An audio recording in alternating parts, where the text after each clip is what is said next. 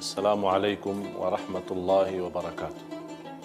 Alhamdulillahi rabbil alamin. Wa ashhadu an la ilaha illallah wahdahu la syarika lah, waliyus salihin. Wa ashhadu anna sayyidana wa nabiyyana Muhammadan abduhu wa rasuluhu as-sadiqul amin. Allahumma salli wa sallim wa barik ala sayyidina Muhammad wa ala alihi wa sahbihi wa man tabi'ahum bi ihsanin ila yaumiddin. Amma ba'd. Subhanaka la ilma lana illa ma 'allamtana innaka antal alimul hakim. Alhamdulillah wa syukrillah atas segala nikmat yang diberikan oleh Allah Subhanahu wa taala. Nikmat yang terbesar yang wajib kita selalu ingat dan syukuri adalah nikmat Islam dan iman. Nikmat juga sihat, nikmat umur. Sampai saat ini kita masih sama-sama mendekatkan diri kita kepada Allah Subhanahu wa taala. Di antara banyak kewajiban yang perlu kita lunaskan, yang perlu kita laksanakan, menjadi kesempurnaan kita ibadah kepada Allah Subhanahu wa taala. Karena asal ciptaan kita adalah beribadah kepada Allah. Sebagaimana firman Allah, "Wa ma khalaqtul jinna wal insa illa liya'budun." Kami menciptakan jin dan manusia untuk hanya beribadah kepada Allah. Tapi ibadah pun kepada Allah Subhanahu wa taala mesti ada cara, ada belajarannya, ada contohnya yang sudah dicontohkan oleh Nabi kita Nabi Muhammad sallallahu alaihi wasallam. Di antaranya wudu. Tidak sah salat seorang kalau tidak benar wudunya. Tidak sempurna salat seseorang kalau tidak sah wudunya.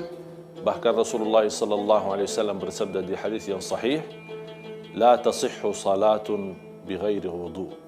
Di riwayah bighairi tahur. Tidak diterima salat seorang kalau wudunya tidak benar. Kaum muslimin muslimat yang dimuliakan Allah Subhanahu wa taala. Yang pertama, sesudah kita nawaitu, jangan lupa mengucapkan basmalah. Karena Rasulullah sallallahu alaihi wasallam menjelaskan tidak sah wudu seorang kalau tidak dimulai dengan basmalah. Dan basmalah mesti dilafazkan. Boleh bismillah dan boleh bismillahirrahmanirrahim. Kemudian kita mengambil air wudu dan kita jaga tidak boleh mubazzir saat kita melaksanakan wudu. Kita mencucikan tangan kita dari ujung-ujungnya, jari-jarinya antara jari, tolong dijaga. Ini perlu sangat diperhatikan. Kemudian yang kedua, kita langsung murdi mulut kita sama hidung kita. Boleh 3 kali, itu menjadi sunnah. Kalau cukup dengan sekali, itu menjadi wajib. Dan kalau kita menjaga wajib dan sunnah, itu sudah luar biasa untuk menyempurnakan wudu kita. Kemudian kita lanjut dengan ayat yang sudah dijelaskan dalam Al-Quran. Suratul Ma'idah, ayat yang ke-6 atau surah yang ke-5. Ayat yang ke-6, kita menyucikan muka kita. Tapi untuk mencuci muka, tolong diperhatikan dari ujung kepala, dari atas sampai ke bawah. Bukan hanya muka bagian depan saja, tapi bisa menyentuh juga telinga kanan kiri. Itu sudah namanya muka dan sempurna. Dari atasnya sampai ke bawah. Itu cukup 3 kali. Kemudian habis itu kita mengambil air dari ujung jari sampai ke sikunya.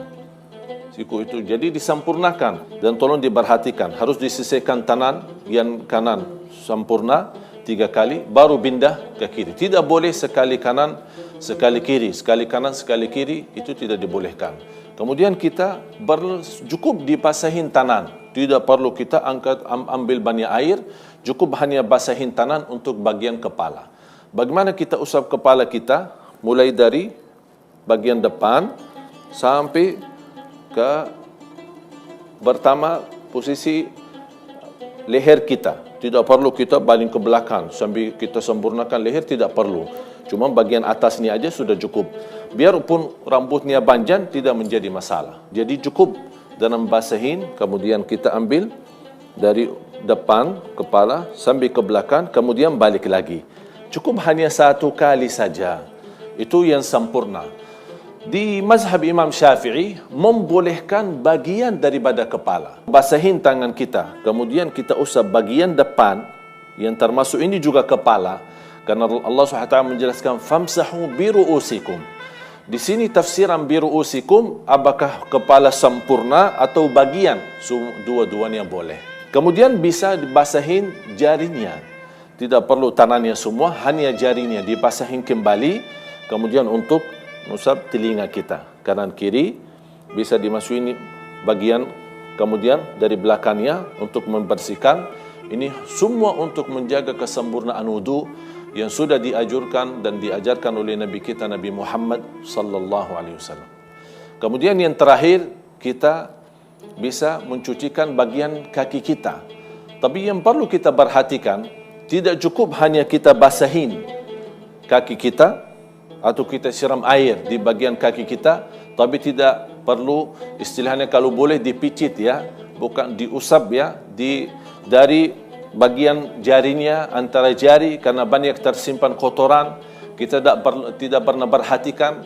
Ini juga salah satu sebab yang membawa kita atau tidak menjadikan wudhu kita sempurna. Jadi perlu kita menjaga bagian kaki, bukan hanya dibawakan air atau disiram air, tapi kita juga harus gosok antara jari, kemudian khususnya bagian belakang.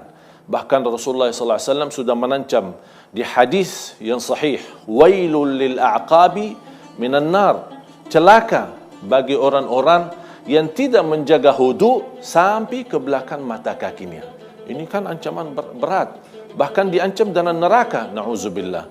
Oleh karena itu kita pasti jaga, karena ini juga saat kita menjaga wudu, bukan hanya terjamin ampunan dosa, tapi tambah lagi mendapatkan cahaya yang sempurna, di atasnya lagi salat kita pun menjadi sah.